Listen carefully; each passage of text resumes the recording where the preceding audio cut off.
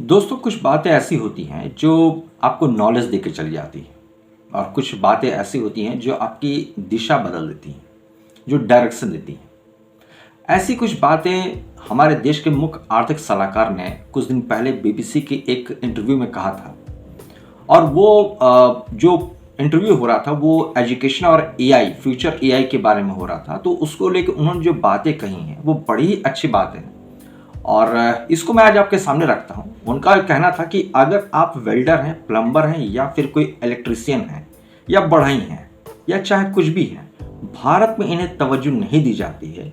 हम इसे डिप्लोमा कह देते हैं, जबकि ये भी डिग्री जैसी ही हैं। हमने इन कामों को ज़्यादा स्वीकार नहीं किया है, सम्मान नहीं दिया है, इन्हें फैशनेबल नहीं माना जाता। इसे बदलने की ज़रूरत है।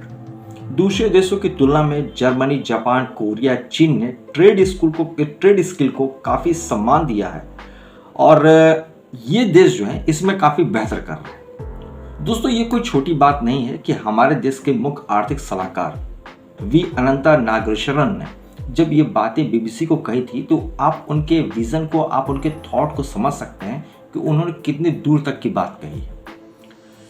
एक एंथ्रोपिक के सीईओ हैं और उन्होंने भी जो कुछ बातें कही वो भी मैं आपके सामने रखना चाहता हूं कि अगले 12 महीने में सॉफ्टवेयर इंजीनियरिंग पूरी तरीके से ऑटोमेट हो जाएगी।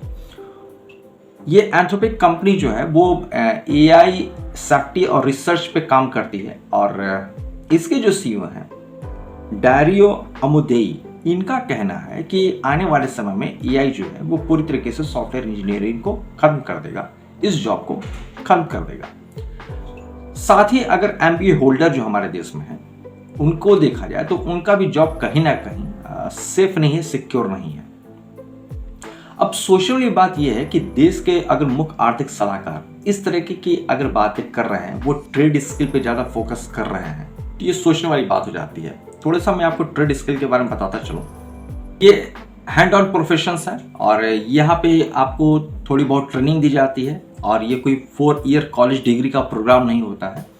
इसलिए ये जो है हमारे देश में उतना इम्पोर्टेंस भी नहीं पाते हैं, बिकॉज ये जो ट्रेड स्किल के जो वर्क होते हैं जिसे आप हार्ड स्किल भी कहते हैं, इसमें आपके प्लम्बर हैं, कारपेंटर्स हैं, इलेक्ट्रीशियंस हैं, ये सारे लोग आते हैं और हमारे देश में इसको काफ़ी नीचे स्तर का काम या छोटा काम माना जाता है इन कंपैरिजन टू कि अगर हमारे देश में कोई हायर एजुकेशन गेन कर लेता है और वो आगे चल के कोई इंजीनियर बन जाता है, सॉफ्टवेयर इंजीनियर बन जाए, फिर एमबीए की डिग्री ले ले तो बड़ा ही एक अंतर देखने को मिलता है इस जगह।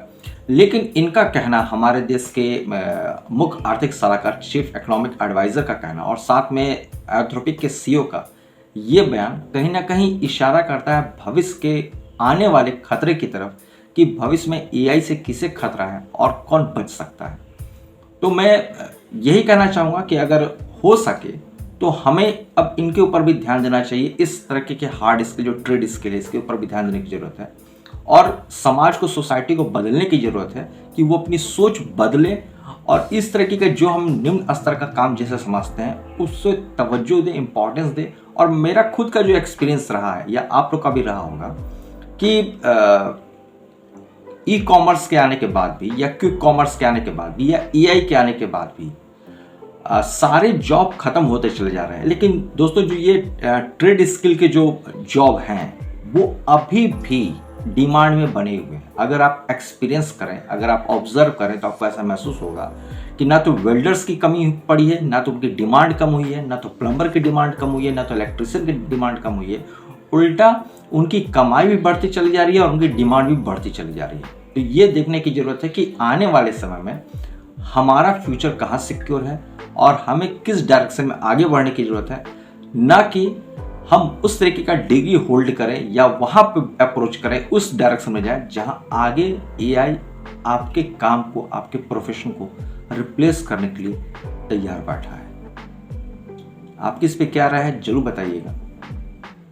मिलते हैं अगली वीडियो में दोस्तों। जय हिंद, वंदे मातरम।